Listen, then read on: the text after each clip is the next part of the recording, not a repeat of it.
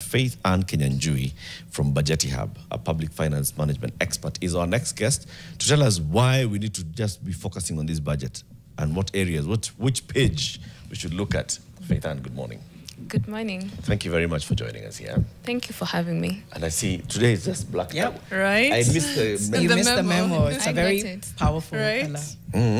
So it's like it's a Tuesday thing. It's a Tuesday, could be a Tuesday thing. Then next week I come here in black and then all of you are in In like pink, bright yeah, pink hot and pink, yellow hot and pink, stuff. red. Let's do that, Jano. Let's Wink. do that. Yep, wink. Kesho nakuja na black. Faith, do you have to be youthful and genius to work at Budgeti Hub? Wow. I'm seeing a trend. I'm seeing a trend here.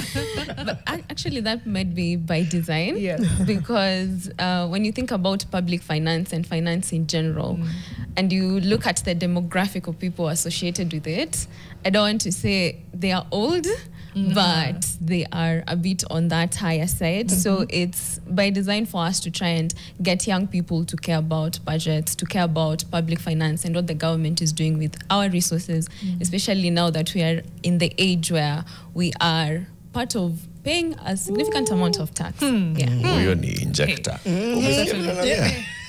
Huyo ni injector. Tunaitanga fixers hapa. Yeah. The word is fixer. The word is fixer. Please, Jano, Yes. give us the day's quote. That was really funny, the question. The quote is from Nelson Mandela. He said it 20 years ago when he was in London during the launch of the Make Poverty History campaign. And he said, as long as poverty, injustice, and gross inequality persist in our world, none of us can truly rest. As long as Poverty, injustice, and gross inequality exist or persist in our world, none of us can truly rest. Wow. I agree. I agree. Because, and equity really should be at the center of everything we are doing. And when you think it does not concern you, just when you think you should not be bothered, you realize that something comes, and if the trend in how public finance proposals have looked like over the last 2 or so years, you realize that no one is really immune. So if you don't care about the poor, the marginalized, the people who are at these margins in terms of either geographically or in terms of income or in terms of just what the life dealt them.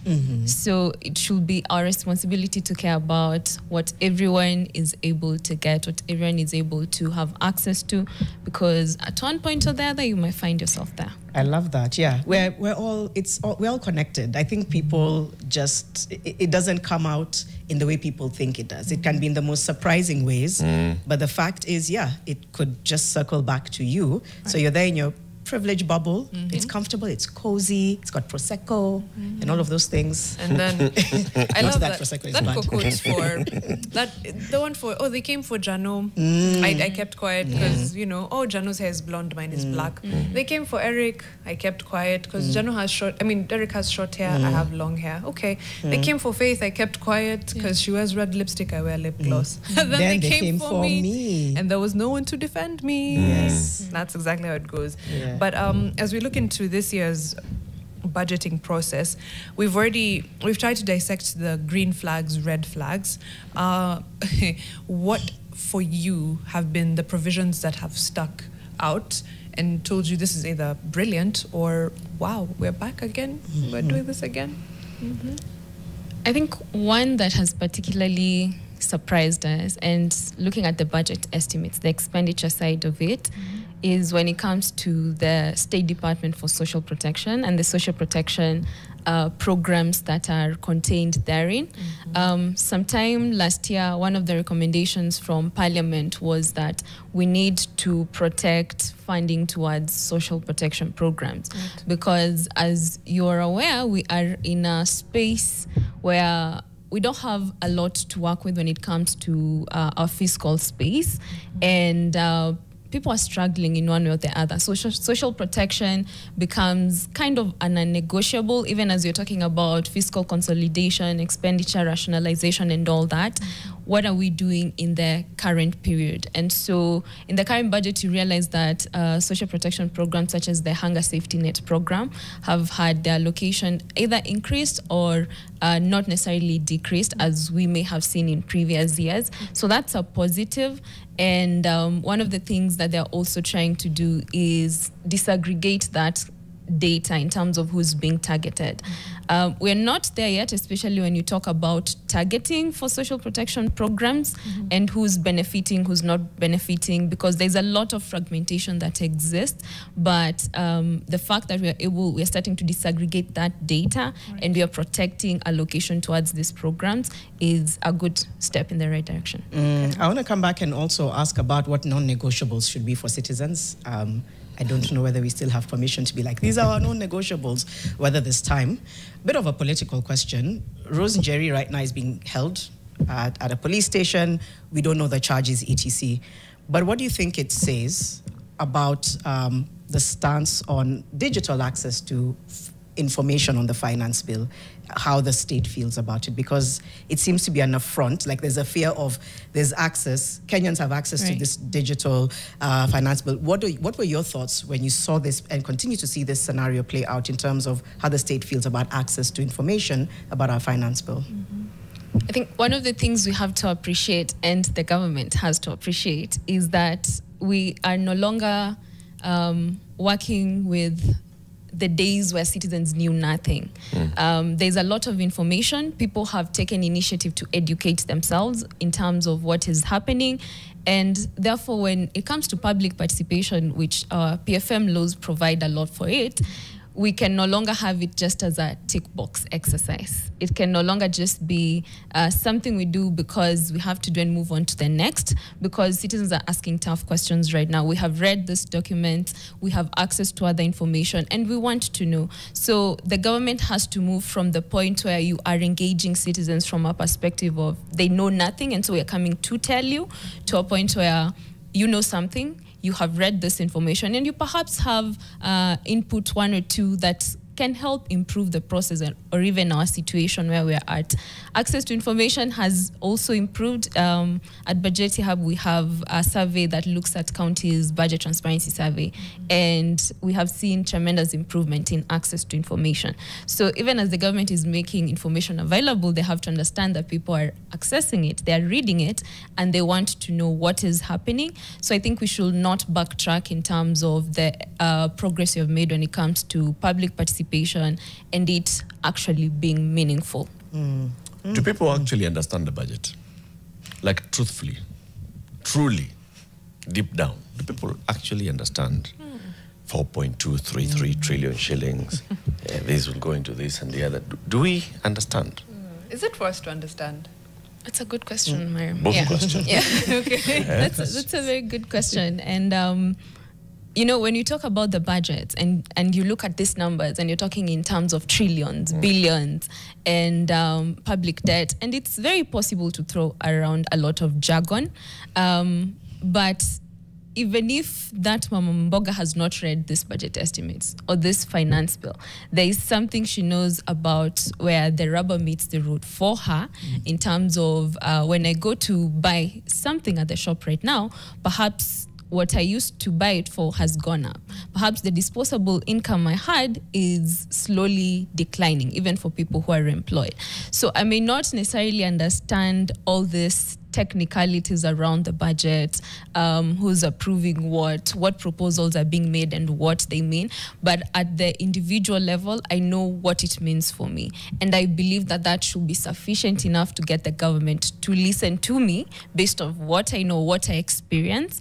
But even in terms of the budget itself, there is a lot of information and a lot of knowledge outside there. Can we do more in terms of public education? Yes, we can definitely do more, but we also cannot ignore what already exists. Yeah. Now answer Mariam's question. Should we? Should we? Yes. Should we bother about the budget? Yes, we should bother about the budget. To what extent? To a very great extent. Why? Because, and especially right now, when you look at the numbers and when you look at this 4.2 trillion budget, when you look at the expenditure proposals that are being made, and then you look at our debt repayment bill, and you realize that a lot of what we are collecting from ordinary revenue in country is going towards repaying debt. And so then we have very little that we are left with to be able to offer other services, healthcare, education, and all that. So as a citizen, I should care about where that 60 or thereabout shillings of my 100 bob is going towards, and I should also care about the proposals that are being made on in terms of how I get to spend my other resources. So we should care about, we should want to know, because it has implications on service delivery, it has implications on a disposable income. Okay, let me twist it a bit. Okay. Just, No, go ahead. Let me just twist it a little bit. Okay, so many people are not formally employed. Right. So they don't wait for end of the month to receive a salary, to look at a paycheck, and to look at deductions. So many people may live operating like, number of tax is for others. It only impacts my cost of goods, but I'm not directly paying a tax. Right. You are directly paying a tax, and that is the consumption-based taxes that we have. So we have VAT, which is, I think, the main one. We have excise duty. So I would ask, are you buying something at the shop? Are you buying detergent? Are you buying soap? Are you buying all these things? Are you buying milk? Are you buying unga? Are you buying unga? You are paying consumption tax when it comes to VAT. And right now, as we have seen, even with the current finance bill, there's more emphasis on government encroaching towards trying to get a bit more from the consumption-based taxes, because as you have rightly put it, when it comes to income tax, we have a increasingly growing informal sector. So it's becoming very hard to tax, and even the people who are employed, and just how much you can collect from income tax, it's not as much. So what do? We go for where we know we are able to net almost everyone in the country, and that's consumption-based taxes. And so then we should be concerned, because that might have implications for the cost of goods going up. And if the cost of goods are going up, then we are spending more and more. And if we're spending more and more, then we need to be able to see where our taxes are going to. Am I able to get services in terms of healthcare? Am I able to get services in terms of education? Or do I still have to go back to my pocket and pay for healthcare, pay for drugs and all that? You had a question, Jano? Yeah, I had a question about some of the proposed budget estimates. I'm just wondering which ones you feel need urgent public scrutiny, including some which you think should be non-negotiables that the public needs to be looking at in the budget. I think education and health. Education and health, because in as much as we have a very constrained fiscal space, there are certain things that we just cannot run away from. You cannot say that people will not be treated. You cannot say that kids will not go to school. You cannot say that people will perhaps not access water and all that. There are certain things that are basic human rights, such as healthcare. But even these two sectors in particular, there's a report by the World Bank that was saying that investing in these two sectors has higher dividends for especially poor households. So we should be concerned about investing in these two sectors. When it comes to health, and we know the US government, the stop work order and all the things that came with that, and we have a funding gap in healthcare. So what is the government doing when it comes to that? And when it comes to education, you notice that the allocations for certain programs are either dwindling, or even beyond that, we were talking about efficiency. When it comes to spending, we are not there yet. We are not spending as we should be spending in terms of what has been approved. And beyond that, we are also having other challenges when it comes to reforms that are happening in these two sectors in particularly. So from the social health insurance to the CBC, CBE in education. So are we able to see the budget match the policy proposals that we're making? That's a good one. It's always there's always a disconnect somewhere. Paper and then implementation, or paper and paper. Yeah. a little bit on the consumption taxes and sin taxes.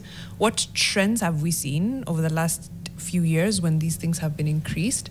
Has it led to more revenue collection? And then with now the budget estimates for this year and the finance bill, what proposals are there for new consumption and sin taxes? So we don't necessarily have very many new proposals with the current finance bill. But when it comes to, and the Cabinet Secretary for Finance did allude to this, that they're keen on tax administration and tightening the measures around it. And so you'll see things around like the data protection and trying to access personal data because we want to know who's not paying tax, or the VAT regulations from zero rated to exempt, because we want to avoid refunding people for their input VAT. But there is always the argument for that if you increase rates when it comes to consumption-based taxes, that people are going to consume less. But it seems like they have found a way around it, although it's very indirect. When you talk about moving from zero rating to VAT exempt, it doesn't necessarily imply that you're increasing any tax rate. Right. But what it does is for the manufacturers, for the people who, are enjoying this benefits, are they going to transfer this cost to the consumer? Yes, perhaps they will. And for the consumer, for the goods that are being affected, you may find that some of these are very essential goods and services that we cannot do without. Like? So for instance, the pharmaceuticals and all that where you have the input or the raw materials being moved from zero rated to exempt, yeah. Or the input on manufacturing of animal feeds, for instance, so that touches on agriculture. So you may find that still happens. But for others, people may just shy away and move away from it and say that, okay, we are no longer going to be doing this, let us try something else. So that has an implication in terms of perhaps not meeting the targets. All right. All right. Hey, maswali ni mengi. I'm thinking through how we structure, for example, our debt repayment. This year, have you seen any significant shift? We were just talking about debt in the last hour. Any significant shift in the proposals for how we pay our debt? Anything that would burden the taxpayer less or burden the future taxpayer more? Yeah, just what does the 2025-2026 budget look like as far as our debt repayment is concerned? I think when it comes to how we are managing debt in this country, for me, I feel we are trying to adapt. So we're going through an adaptation route. So we are already here. We're in this murky waters, and we are trying to figure out everything that we can do to get out of it. So even when it comes to the latest Euro bonds that were issued, and of course, those are not necessarily going to service delivery. They did enhance our liquidity as a country and all that, but we're not seeing the ripple effect or the implications of that still in service delivery. So that we have to pay it. That I think is one of the things that we have to come to terms with. It has to be serviced. But even as it is being serviced, the implications for that on our end as citizens, as Kenyans, as a government, then we have to raise questions around it, because how much you're paying and how much you're able to collect and the revenue targets that we're not meeting, I think leaves us in a very tight fix. There's a disconnect there. Yeah. How much we're paying, how much we're... Okay, are we paying more this year? And I don't mean in raw figures, in percentages as a percentage of our estimates for debt than we were last year? Just a simple one. No, I don't think we are. Last year is where we... Of course, we were. Yes. Yeah, okay. So last year was a bit harsh for us. So this year is not very harsh, but not out of the woods. Definitely not. Yeah. Do we have a debt ceiling or just moves? We build a higher ceiling as we... It's a moving ceiling. It's a moving target. It's a moving ceiling. Actually, explain that to us, because there's been this whole conversation about, pegging your debt to your GDP or pegging your debt to something else. Where are we at right now? What are we pegging our debt to? Oh, we're just... So of winging course it. there was I remember we had that ceiling there, 10 trillion or thereabout. But for me, I don't even think the problem is the ceiling. I don't think that is what we should be focusing on. I feel the problem is in the how things are done. So the ceiling is as a result of how things are done. What you're seeing is as a result of how things are done when it comes to the budget process, managing debt, and all that. And I will highlight Parliament when it comes to this. Because even when it comes to the ceiling, Parliament is the one that either approves the ceiling has to go up, approves our medium-term debt strategy, which has everything to do with how do we intend to manage debt. And this is tabled together with the budget policy statement every year. So oftentimes we focus on the BPS, we almost forget the medium-term debt strategy. Parliament has a very critical role to play because one of the things they're tasked with is oversight. But are they actively playing their oversight role in terms of debt management, in terms of expenditure? Because it's not just about debt, in terms of expenditure. And even as we're talking about debt, I think one of the questions that we have to increasingly ask ourselves is, how are we using what we are borrowing? Which is one of the issues that the Auditor General raised in that special audit report, that when it comes to how some of this debt is being used, it's questionable because technically it should be going towards improving our economy, growing our economy, spurring development and all that. But how this should be able to be tracked or monitored is through the budget. So we approve a budget, we have implementation reports that come on. Implementation reports are supposed to be tabled in Parliament for review and they are supposed to interrogate them. But we don't hear that as much as what we are hearing right now when it comes to approval of the budget and these numbers. Who's gonna ask these questions 3 months, 6 months down the line when we have not met revenue targets, when we have gone over the deficit level that we had approved and we have to borrow more? Who's approving these decisions? Who's questioning these decisions? Parliament has an approval role. Parliament has an oversight role. The executive may be implementing, but Parliament is very powerful in this scenario. So even when it comes to the debt ceiling or what we are borrowing, how we are managing this, they have a critical role to play, and this cannot just be pushed to National Treasury, that they're the ones borrowing, because at the end of the day, Parliament has to sign something. But do they have capacity? I mean this in the most respectful way, because it's a technical document. It's just hit me. It's true. Right. It's just hit me. Okay. Maybe there's a lack of technical capacity to understand what you're oversighting and reviewing and approving. Budgety Hub to offer capacity building. Training. I beg to differ. Do you think, but there is a technicality to it that maybe is understood by a select few.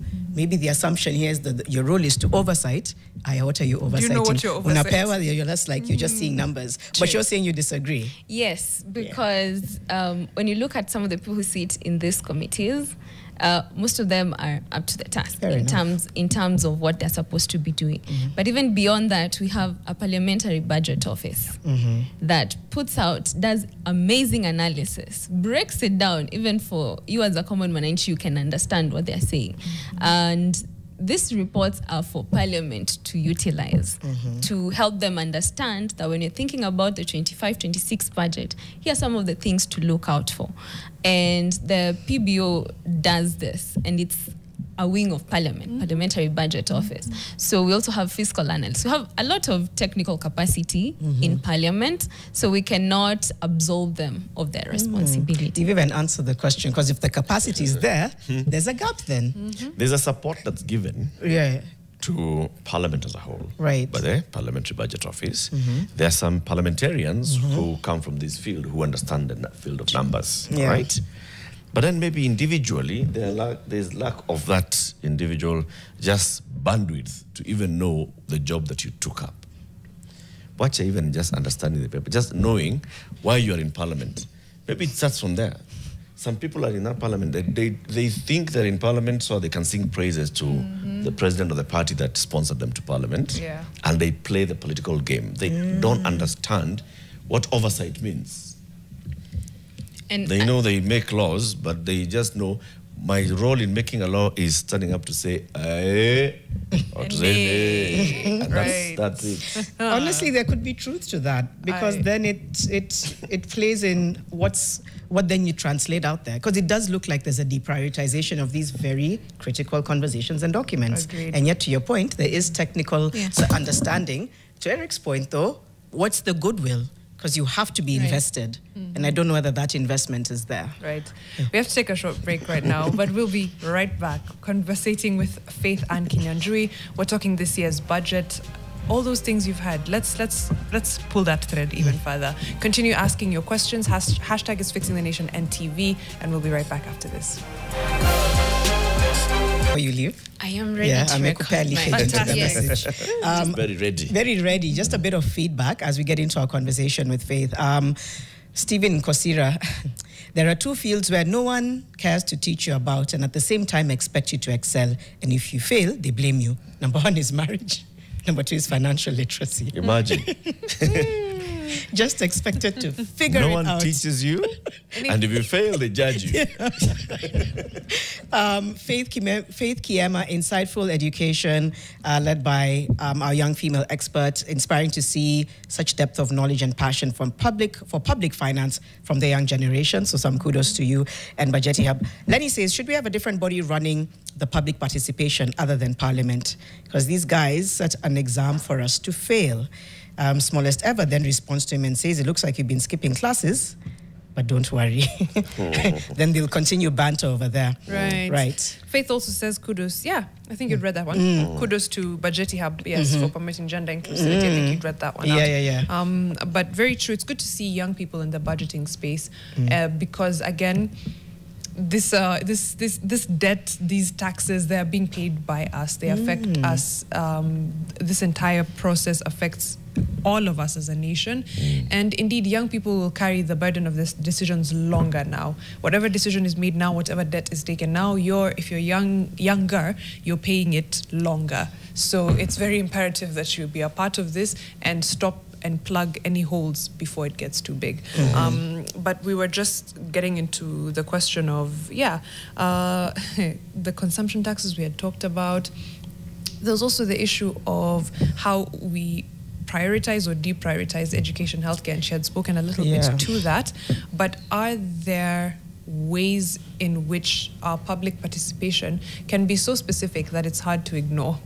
I don't know. Sometimes I feel like we were talking about meaningful public participation, and they'll tick the box of numbers and going around the country. Every county we did. We had a baraza. We put it in. Okay, there's nothing in the newspaper, but how can our public participation be so good that It's hard to ignore. It's hard Just to miss. Piggybacking on that, and in March we hosted the chair of the finance committee, Kuria Kimani here, and he said this year, based on what we saw last year, we are doing it better. We want to open up more avenues for public participation, taking up, more platforms for public participation. Has that been the case? Has that been the case? I would say we have, or we are improving. If there isn't public participation forums are anything to go by, because, like, for instance, with the finance bill and the fact that they're also going to counties the same way the Budget and Appropriations Committee does, we still argue that that might not be 100% representative in terms of just sampling a few counties, and perhaps it's important to think through how are we still able to get to people who are not in Nairobi, because most of the times when you think national government, it's more of we are thinking Nairobi. So Nairobi is not the national government. National government includes all the 47 counties, and so it's imperative that all the 47 counties are taken into their input is taken into consideration. So it's a step in the right direction if we are going to counties, but we also have to figure out what Mariam was talking about. What is meaningful public participation? How does that look like? And one of the things we have tried to do at Bajeti Hub is unpack that. So when you're talking about public participation, it's not just the event, the day of when we go and meet with the committee and submit our input. It starts way before that. So there is a before the public participation, there's a during, and there's an after. Most of the times we focus on the during, but the before demands that information is made available in good time, which happens considerably well at the national government level. So the estimates should be tabled by April 30th. We have about 2 months to do that. There's also the aspect of timings and all that. When are this public participation forums scheduled? In communication, do people even know, like for the finance bill, the counties they're going to, do they know that the committee is going to their counties? How has that information been disseminated? And then we come to the during. The during has everything to do with how we taking this feedback and the forum itself. And then the after, which is often where we miss the mark, feedback and consideration for input. If you have taken into consideration what we have said, let us see that in the allocations, in the budget that is approved. If you have not taken up my input, I want to know why you have not taken up my input. So justifications become very important. Right. You didn't like my handwriting. I always feel like we got the standard for public participation during Rigathi Gachagwa's impeachment. And I'll keep saying that. You would open the daily and there's like a pull-out thing that has Rigathi the charges, yes. So all you do is kuna I unaandika Mariam Bishar, he's being impeached on this charge, alafu hapo chini unaandika signature. I'm like, and I don't think that's super meaningful, but it speaks to intentionality. Yes. It does. That if you want to, you can. Yes. Are there constitutional remedies? Should there be a general disdain and outcry towards this finance bill? Kama tumejam. Like, can we reject the budget? I think we've seen litigation do quite a lot in this country when it comes to interpreting like even our public finance management laws. And the courts have played a very critical role there when they say that the threshold for public participation was not met, either because you did not, we've seen this at the county level, you did not give people adequate time to prepare. So you can't put out a notice today, or you put out your budget document today and you say, come for public participation tomorrow. No, we've not even looked at the document, or you've just put out the notice today and it's tomorrow, which happens actually quite a lot at the county level. So, but that is not something that should be happening. You need to give people adequate time. Or for instance, you did not consider feedback. So what public participation did you conduct if you did not consider the feedback that was given? Why was it even done in the first place? So there's a lot to be said there in terms of how we do public participation and the result of it. Yeah, it just takes me back into whether we engage, and it's whether we engage with information. I feel so. There's the budget estimates that are now before Parliament, which is looking at where we are going to spend the money on. How much are we putting on education? How much are we putting on health? Like we said, those are our irreducible minimums. And how much are we putting elsewhere on security? How much are we putting on this and the other? Do we know? What mechanism is there to make everybody know that the money that is going to education next year is 701 billion shillings, and it's going to be broken down into, if you have a child in primary school, they're going to be paid for. If you have a child in day secondary school, they're going to be paid for. If you have a child here and there, this is how much it's going to. Is there a mechanism, or should there be a mechanism that first starts with that, before then they come and ask for my feedback? So I say, Nile mlikuwa mnasema ati mtoto wa primary analipwa free, nowadays secondary analipwa free, sasa mbona basi tunalipa fees? So we have budget preparation and the approval and all that, but there is a planning stage that should happen. Before all of this, we have several plans as a country. We have all this Vision 2030 plan, we prepare medium-term plans, we have very good plans and policies that we're supposed to allocate budgets against. So there are all these things that we have put in place to say that these are our priorities as a country over the medium term, for instance. And when it comes to budgeting, this is what we are trying to do. So remember, we have very limited resources. So we cannot do everything that we need to do. For instance, we cannot have cash transfer programs for close to 40% of Kenyans who are poor. So how do we identify who of this close to 40% we are going to reach with cash transfer programs in 2025, 2026? So there's a huge prioritization process that needs to happen, which has to be informed by data and information. So we also cannot just budget haphazardly, which I want to believe is what the zero-based budgeting approach was supposed to remedy, that we are allocating our resources efficiently, we are spending efficiently, and we are being effective in terms of a change that happens as a result of these programs that we are implementing. So I think that is perhaps the first thing when it comes to planning and information and data, and the budget being a prioritization process. We don't have money to do everything we'd want to do. So what are we going to do? Who decides that? Okay. That all can happen, you know, in terms of initially people just saying, these are our wishes, and then it goes into the entire process.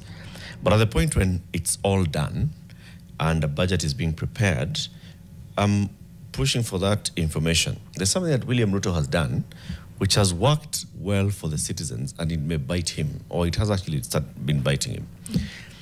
Turning a campaign into issues of economy and saying the bottom up. True.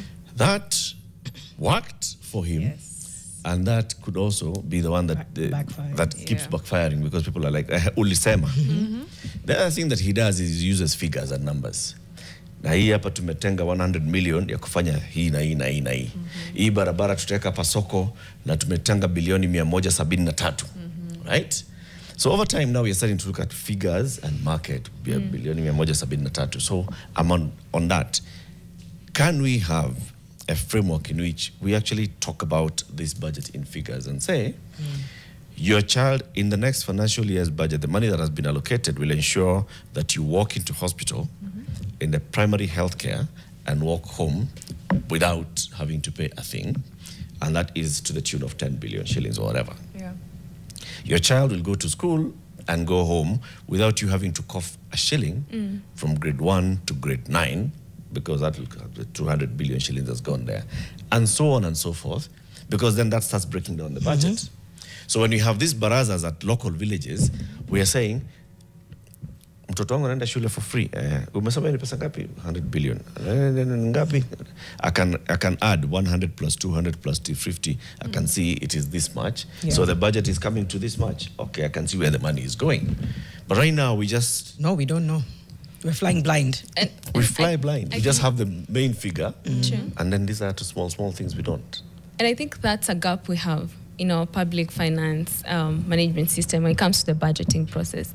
And I like that you've used the bottom-up economic transformation agenda, which is supposed to be guiding most of what government prioritizes within the period they're in government. One of the most amazing things that the Parliamentary Budget Office did, they costed that agenda. They said that, for instance, you're saying that you'll provide free sanitary towels to girls in schools. This is how much it's going to cost in year 1, year 2, year 3, year 4, year 5, working with the numbers of girls in schools, and especially for those who are in poor regions. This is exactly how much it's going to cost you. So right now, which is one of the things that we also do when you're looking at the budget, is we'll go and check, you have a free sanitary towels program in the budget. This is how much you have allocated to it, and these are the number of girls you're targeting. So what about all these other girls who are you're also supposed to be allocating for? Another good example is the school feeding program, where this is the allocation you have put against it. These are the number of school-going children you're targeting, but this is the actual need. So there is the need, and there is what we're only able to do in the budget. So there is a gap there. And then the gap is also that most of this information is found in different documents. So if you don't know where to look, it's impossible for you to make your argument for why an increased allocation towards school feeding. Why an increased allocation towards the free sanitary towels program? Why an increased allocation towards another program that, should be having a little bit more allocation? So we need numbers, we need the data, and all this should be information that is provided for, we believe, in the budget. I shouldn't have to try and figure out why are we only targeting 1,000 girls? Why exactly are we doing that? So justifications and the narrative information in our budget documents then is very important in terms of providing that information, that I don't need to start going to the KNBS website and trying to look at, according to the survey, yes, and what are we budgeting for? Yeah. Okay. Wow. Openness, fairness, accountability, all good fiscal principles that sometimes I think we fail at. When I'm thinking about how we get to these numbers, all of that, like you said, it's too much work to put all of this information together, and we know who it benefits. But now zero-based budgeting was meant to almost bring a sense of like tuanze upya. What exactly is zero-based budgeting? Have we implemented it? Are we going to implement it in the next financial year? And what does that potentially look like? The government argues that we have implemented it in this financial year, that we are no longer just doing it incrementally, because that seemed to be the approach that had been taken. If we had allocated 136 billion to health, let's give it 2 billion more. But on what basis? So it's just a bit crazy, because when you think about like your household, imagine if every month or every year you're like, I spent 10K on groceries last month. This month I'm gonna spend 12. I spent, my rent was 8.5 last month. This month it's going to be 9K. And you're good with it. You're good with just stopping. Sorry, but go on. Because you're also assuming you're getting more money. That's even if you are getting more, imagine but go on. So and I know it's apples and oranges, but I just sometimes like, somebody might argue it's aspirational. But to your point, logically. Right, but go on. But that's a very good example.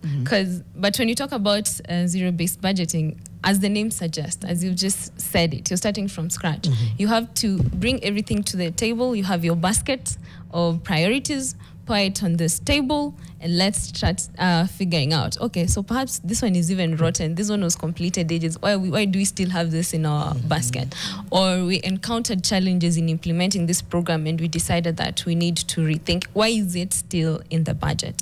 Or perhaps there are certain things that are no longer priorities based on the current development agenda. So why are we still doing it? Or we have been allocating a lot of resources to a certain budget line, and we realize they have been consistently underspending across several years, yet we're still giving more money towards that when we could be directing that towards something else. So basically, that is the approach, that is zero-based budgeting. In terms of our current structure, we can argue that that happens at the point of the sector working groups, when the ministries, department, agencies will sit down somewhere in October, November, or December and determine what are their priorities. So the health sector, the environment and water sector, and they will say that this ideally are our resource requirement for 25-26. But according to the provisional ceilings that we've been given in the budget review and outlook paper, which comes before the sector working groups, this is the provisional ceiling. So we require 206 billion, but we can only work with 136 billion. So of the very many things that we need to do with 206 billion, what do we leave out? So that's a prioritization process, but I don't feel like it necessarily embodies what zero-based budgeting is, because you're more or less working with what you think was why your priorities before. Now you have to cut them. But zero-based budgeting might assume like actually going back to the scratch, interrogating everything even within what you prioritized before, which I think even if we don't completely overhaul it, the sector working group should be a place for that. So we cannot completely leave also the ministries, departments and agencies off the hook here in terms of the numbers that we are seeing, in terms of the priorities that we are seeing. I know we are giving our input to Parliament. because they have to approve. But the people who determine what are the priorities for health, what are the priorities for education, we have the sectors that sit down before even the budget policy statement and say, these are our priorities. Of course, they will try and align to the development agenda and all that, but they still have some power in that regard. And they also make submissions to Parliament as well. So once the Treasury has compiled, the budget goes to Parliament for approval. When you look at the Budget and Appropriations Committee report, you also see recommendations from various sectoral committees in Parliament. So there's a health sector committee in Parliament, and they will either underscore what the ministry has prioritized, but they also have a very important opportunity to also underscore what the public thinks is important. So the committees in Parliament, the sectoral committees, also have, in as much as they're looking at the finance, the back, they have a role to play in terms of influencing some of these policies and telling the Budget and Appropriations Committee and Parliament in general that for health, this is what we should be approving. Vaccines are our priority. Yes. Or UHC workers are our priority. And we're spending this much on that. Oh, yeah. Priorities Interesting are how much very relative. You have the wrong person prioritizing, which in many ways it feels like. And that's why we spend so much time talking about public participation, because it's public input. And that's, I think in many ways, that's what is missing. I wonder if historically any public input has made it to the final bill. I'm willing to bet no, because I feel like now is when the public participation is really picking up pace.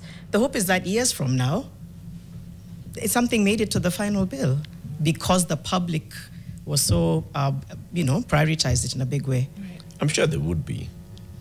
There would be areas, because if you think about the entire budget making process, there would be things that have come through the engagement with the public that find themselves into the final bill.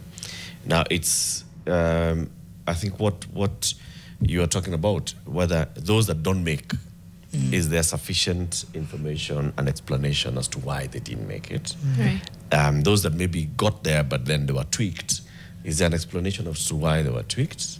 And so on and so forth. So that you all feel that's true. Like, I mean, there was reason for me to participate. They asked me, I told them things. They were like, okay, tulisikiza, tukagauge, tukaona yako ni upuzi. Wow. That's so harsh. Yako ni upuzi. That's harsh. Ni vile tu hatuna nchi ingine. Tungekutuma. Ungeenda Kenya B. I wasn't expecting that. I thought you'd say tumeona hii, this is a good one. Now you've gone to the other. Yeah, I mean the reason why it was not taken. Right. Give us the reason. But that goes a long way. It does. In terms of, if I tell me why you didn't take my input, that goes a long way. That's true. Yeah. That's true. And especially now, we live in an era and in an age where it's all about information. And the current generation is a generation that demands answers, that wants to know why. It's a why generation. So we can't just keep operating like, you're dealing with those wazers who you tell. And that's what they've been doing. The sirikali. Yeah. It's a government decision. The government has decided. You can't ask why, just do it. And hopefully we'll get there. So now they're going through the counties. Just when will this whole process be completed? When will the finance committee stop hearing from the public?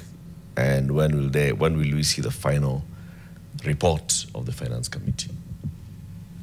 So ideally, by June 30th, end of this month, we should have everything approved, our finance bill, our budget estimates, and that is required by law. So whatever they do in between here, however much time they take, they just need to ensure that by June 30th, we have a budget for 25, 26.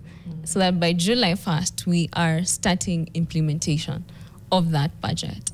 And for us to now keep tracking what is happening when it comes to implementation, because I feel like one of the places where we also drop the ball as citizens is when because oversight, yes, Parliament gets to do that, but we also have a place for citizen oversight.